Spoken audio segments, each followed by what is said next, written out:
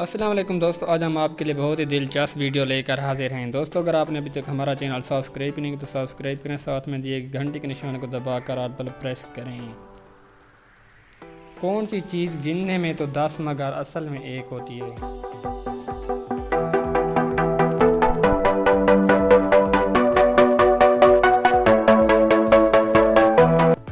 10 का note.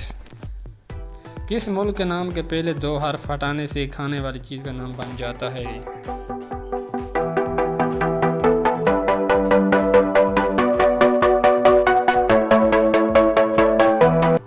Japan. पहले 2 हर्फ हटा लें तो ये पान बन जाएगा।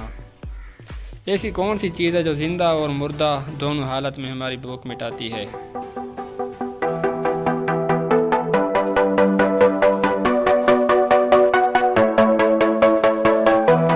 यह मुर्गी। प्रिंस विलियम का ताल्लुक किस मुल्क से था?